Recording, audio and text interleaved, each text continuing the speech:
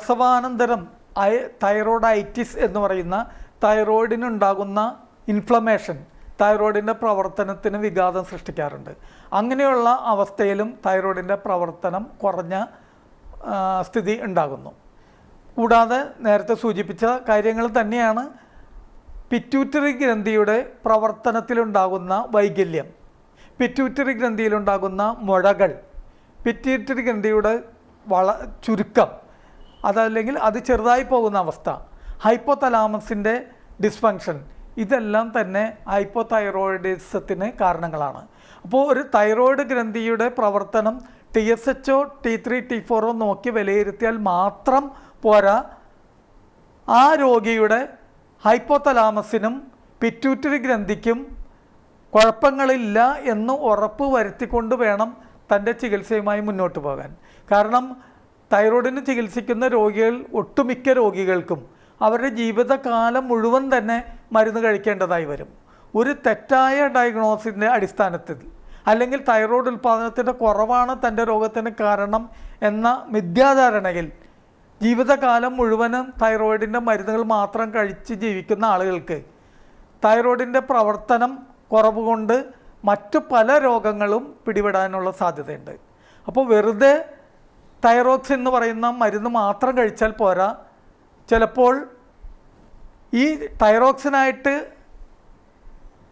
നമ്മൾ ഉൽപ്പാദിപ്പിക്കാൻ സഹായിക്കുന്ന ചില എൻസൈമുകളുടെ അല്ലെങ്കിൽ തൈറോയ്ഡ് സ്റ്റിമുലേറ്റിംഗ് ഹോർമോണിൻ്റെ അപര്യാപ്തത, അല്ലെങ്കിൽ ഹൈപ്പോതലാമസ് ഉൽപ്പാദിപ്പിക്കുന്ന TRH എന്ന് പറയുന്ന ഹോർമോണിൻ്റെ അപര്യാപ്തതയോ അല്ലെങ്കിൽ അഭാവമോ നമ്മൾക്ക് ഈ ഹൈപ്പോതൈറോയിഡിസം എന്ന് പറയുന്ന രോഗത്തിന് കാരണമായി ഭവിക്കാറുണ്ട്. ഹൈപ്പോതൈറോയിഡിസത്തിന് മറ്റൊരു പ്രധാന കാരണമാണ് പാരമ്പര്യ ഘടകം. ഈ പാരമ്പര്യം എന്ന് പറയുന്നത് അമ്മമാർക്ക് ഹൈപ്പോതൈറോയിഡിസം ഉണ്ടെങ്കിൽ തീർച്ചയായിട്ടും അവരുടെ കുട്ടികൾക്ക് അത് വരാനുള്ള സാധ്യത ഉണ്ട് എന്നുള്ള നിലക്ക് തന്നെ അതിൻ്റെ മുൻകരുതലുകൾ എടുത്തുകൊണ്ട് അവർ ഗർഭിണിയാവുന്നതിന് മുമ്പ് അല്ലെങ്കിൽ വിവാഹപ്രായം എത്തിയാൽ വിവാഹം കഴിപ്പിച്ച് വിടുന്നതിന് മുമ്പ് തന്നെ ഹൈപ്പോതൈറോയിഡിസം ഉണ്ടെന്ന് ഉറപ്പ് വരുത്തിയതിന് ശേഷം മാത്രമേ അവർ വിവാഹത്തിന് നിർബന്ധിക്കാൻ അല്ലെങ്കിൽ വിവാഹത്തിന് കഴിപ്പിച്ച് വിടാൻ പാടുള്ളൂ. അതേപോലെ പാരൻസ്, അമ്മ, പ്രത്യേകിച്ച് അമ്മ അല്ലെങ്കിൽ അച്ഛനാണെങ്കിലും ഹൈപ്പോതൈറോയിഡിസം ഉണ്ടെങ്കിൽ അവർക്കുണ്ടാകുന്ന കുട്ടികളിൽ അവർ ജനിച്ച ഉടനെ തന്നെ കുട്ടിക്ക് ഹൈപ്പോതൈറോയിഡിസം ഉണ്ടോ എന്ന് ഉറപ്പ് വരുത്തുകയും അതിന് വേണ്ട ചികിത്സ നടത്തുകയും ചെയ്യേണ്ടതുണ്ട്. അല്ലെങ്കിൽ അത് കുട്ടിയെ ഒരു ബുദ്ധി കുറഞ്ഞ കുട്ടിയായി വളർന്നു വരേണ്ട അവസ്ഥയുണ്ടാകും. വളരെ നിസ്സാരമായ മരുന്ന് കൊണ്ട് വളരെ ചുരുങ്ങിയ കാലം കൊണ്ട് ചികിത്സിച്ച് മാറ്റാവുന്ന ഒരു കാര്യം നമ്മളുടെ അജ്ഞത കൊണ്ട് അല്ലെങ്കിൽ അശ്രദ്ധ കൊണ്ട് ഒരു കുട്ടി ഭാവി ജീവിതകാലം മുഴുവനും ബുദ്ധി കുറഞ്ഞ കുട്ടിയായി അല്ലെങ്കിൽ ക്ലാസ്സിലെ ആ കുട്ടിക്ക് പെർഫോമൻസിൻ്റെ കാര്യത്തിൽ വളരെയധികം മുന്നോട്ട് പോകേണ്ട ഒരു അവസ്ഥ ഉണ്ടായേക്കാം.